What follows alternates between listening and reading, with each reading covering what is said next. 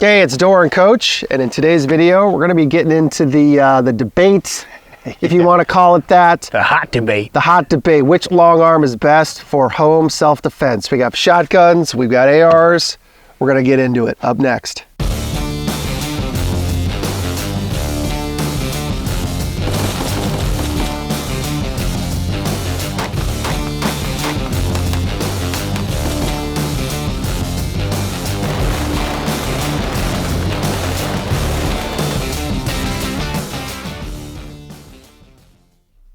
Before we get into the long gun debate, just wanted to give a shout out to Vedder Holsters for sponsoring this video. We use Vedder Holsters when making our content, teaching our classes, as well as we're both running them on our CCWs currently. They've got a great selection. Go ahead and check them out in the description below. Let's get to the video.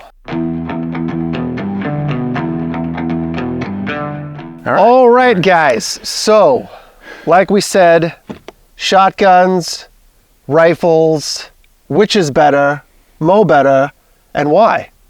Well, as far as I can tell, and I am fairly new to this whole internet thing. We'll start with pluses. That's which is, odd for the internet. I think it really comes down to personal preference, and people tend to go with what they know. If they don't know anything, they seek advice from someone they think does, and it could go either way. Yeah, hey, my bottom line up front is you're going to use what you have and what you're comfortable with. So what gun do I need to use for my self-defense, home defense? What gun are you comfortable with? Okay, if you're looking to go out and buy one, you're at that decision level, we'll talk about the pluses and minuses to each one of these. You want to start with shotguns? Yeah, shotguns. Definitely been around a lot longer. Obviously, they go all the way back to firearms, the old blunderbuss. But definitely a super generic and common go-to. What's the best weapon for home defense? You hear shotgun, shotgun, shotgun. ARs kind of came back on the market with a vengeance in 2004 when the stupid ban ended. But the craze didn't really start until a few years later, around circa 2009. And with that, I mean, these things are just flying off the shelf. I mean, how many do you think they've sold since? Millions? Millions. Too many to count. It's absolutely ridiculous. I think in '94, when the assault weapon ban was put in, like 100,000 people had ARs. That's how many had been made and were in the civilian population. Somebody look it up, but it was way less than it is now. Now it's millions. Yeah, they were very uncommon. Till the 2000s and into the 2010s. But what was common was shotguns. Everybody had a shotgun. You had an 870, you had a Mossberg, you had something they used for hunting, and it would double as home defense. Okay, so people were more comfortable with a shotgun. Now, arguably, I'd say people who are switched on are actually more comfortable with an AR. And honestly, no matter what nameless politicians might say, an AR is way easier to shoot than a shotgun, okay? Yeah, the recoil impulse, the ability to land follow-up shots, stay on target, obviously is going to be way easier with an AR over a shotgun. Hitting your target is the key here, guys. If you miss your target, you can do lethal effect, okay, on an unintended target that's on the other side of a wall. Now, we talk about over-penetration. These are with the wrong ammo. You put slugs in this and you shoot a threat, it's going right through him and into your kid's room. You shoot ball ammo out of one of these, you're probably going to have about the same effect, okay? So ammo choice is going to be your biggest issue when it comes to that. Yeah, pairing up the right ammo with the right platform to give you the optimal effects on target is something you really need to look into. There's a lot of options out there, and it really boils down to what is that primary goal you're trying to achieve. Because you could land a perfect shot, and that shot just keeps on going through the target, and whatever's behind it is whatever's getting hit. And man, that can go south very quickly. Now, the positive end on a shotgun, and this is what everybody says, like, if you hear this, what is that? That's the universal, oh crap, they've got a shotgun, okay? That thing makes noise too. Yeah, literally. This is not. What are we gaining here? should cock the shotgun, rack the AR. I mean, whatever. You can achieve both just as easily, so I really don't see the advantage there. Now, if you're a big burly guy and you like shooting shotguns, this might be the way to go. But to suggest that you're more recoil and noise sensitive individuals, like maybe some of my family members, they're going to shoot this once and they're going to remember how they're not going to practice with it, and they're going to remember how that felt into their shoulder.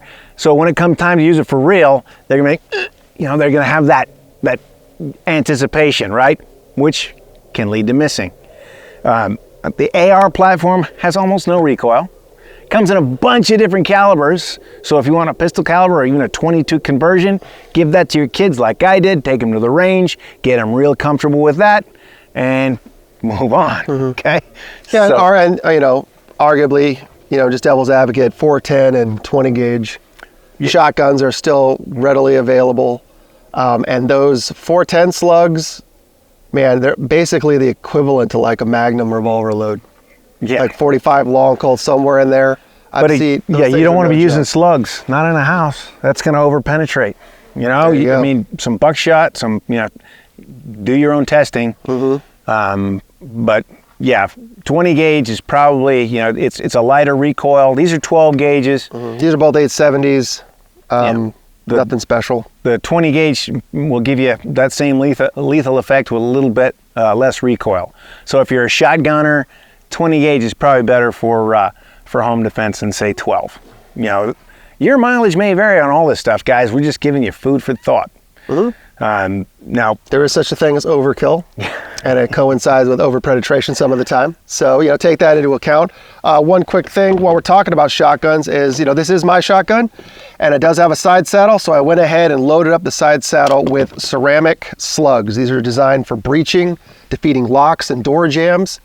But if you hit a person with them, it gives you very much that desired effect. But that ceramic, 100% ceramic slug is going to break apart and dump its energy much, much faster than a standard lead 1 ounce slug. So if you get your, look into something like this, a little bit of a, tricks of the trade, call it whatever you want. This is not my go-to home defense weapon, though it is ready to go in that configuration. And God forbid I ever had to put it into use, it is ready. And that's what I'm going with. I'm going with the Haddon ceramics. Now notice he's got no optical sight. He's got rifle sights on there and a flashlight. Okay, so for home defense, I'm going to say you always want to have some sort of red dot sight because they're just so much easier to use. And then some sort of white light because you want to have positive ID. So whatever gun you're using, whether it's a pistol or a rifle or a shotgun, have the light on it. Now, when we come to lights, people are like, oh, well, you're just giving somebody something to shoot at. Not if you have a bright enough light. You go 500 lumens, and that's going to, you're not going, oh, there's something to shoot at. You're going, ow, that hurts. They're going to turn their head away. It's immediate. Okay, so a bright white light, so you can blast them, and as soon as you see them, they'll light up your sights, and there you go. The red dot sight's better because you're going to be focused on the threat anyway, and that's the way these things are designed. And then the last thing I would say to always have on any home defense long gun is a sling, so that you can just throw it over your head and you don't have to put the gun down if you need to use two hands. Yeah, being able to go hands-free at a moment's notice, if need be, will happen. Because at this point, you're really not making decisions so much as you're just reacting to what's happening. And if you got to go hands-free, you don't want to risk, if you're really excited, something really bad's happening, you separate yourself from your weapon system, you're carrying somebody, etc., climbing over something. So yeah, having slings, huge for any long gun whatsoever, be it rifle or shotgun. Now this is just to give you some ideas, guys. Your mileage is going to vary. I don't know, what your house is made of, or where your neighbors are, or what your skill level is. All these things you're going to have to take into account. Just understanding that your ammo selection, no matter what you decide, you want it to be able to dump most of its energy in a target. Okay, so shoot what you can hit the best with. Okay, and then choose your ammo. If you look at what what the cops use or what the FBI uses. That's a good place to start. You know, I always mention that when people ask me what to shoot out of their pistol for their self-defense gun. It's like, well, look up what are the cops using in your area. Use that. Okay, if you don't know, the FBI, they've got statistics on stuff out there. Find out what they're using. And I would say the same thing would go for a long gun in your house. And then if you're still worried about it, hell, there's companies out there that make ballistics gel. Go buy a block of it and shoot it. Test your load, man, or look up on the internet with somebody who's already done it. Yeah, You know? there's a chance you might find some videos that have already been made with that. It seems to be as old as the internet, definitely as old as YouTube. So, guys, to get to the point, in my opinion, I'm going with the rifle over the shotgun. I mean, think about it. If you had enough notice to get fully kitted up, maybe even grab a snack before it popped off, would you have a full shotgun loadout, or would you have a AR or something close to it loadout? If the answer is shotgun for you, the good for you, go with it. But shotguns are just harder to use, especially effectively when you're in a no-fail situation. I mean, the ARs are just easier, and you can pair up these ARs with the proper ammunition. I talked about the frangible slugs. Guess what? There's frangible 5.56. There's frangible 9mm. There's frangible all kinds of stuff. Varmint rounds. Yeah, varmint rounds that damn near disintegrate on impact with anything. But do your research. Ultimately it's up to you. But I'm going with the AR. What about you, bud? Well, let's see. For years, we had a Mossberg 500 set up with number 4B special shot, and that's what was what we're using for home defense, because I figured, my wife could do it, just point and shoot, whatever. Then I got her to the range. Yeah, she's really recoil and noise sensitive, so that was a non-starter. So I looked around. The AR platform, in my experience, is a whole lot easier to teach to anybody than a pistol or even a shotgun. And then what we're using now is we've got an AR platform in 9mm, because that's quiet enough and has the right amount of recoil, not a whole lot of blast, and my wife will practice with it. So if she'll practice with it, then I'm more trusting that she'll be able to hit what she's shooting at. So, again, the ammunition is going to be the key there. We don't use ball ammo. Okay, I think we got Federal HST or Lehigh Defense or something like that loaded in there right now. I don't know. I play around ones because we test them out. But yeah, she practices with ball ammo because it's a whole lot cheaper. But it's there and she can use it. She can hit. So I know I can hit with pretty much anything. But anybody who's expected to defend that house, when you're not there, they need to have the training and be able to actually use that. You can't rely on the racking of your shotgun to scare the guy off, okay? We don't recommend clearing your house, unless you're getting to the spot where your kids are, and then you're gonna, bunker up there. Call the cops and stand by. It's just stuff in the house. They can take it, they can run away, who cares? You don't need to be out there clearing your house. That's where you're gonna invite a lot of danger, right? So bunker up with your loved ones, call the cops, and I'll announce and say, hey, I suggest that you announce, I'm armed, I will kill you if you come in here.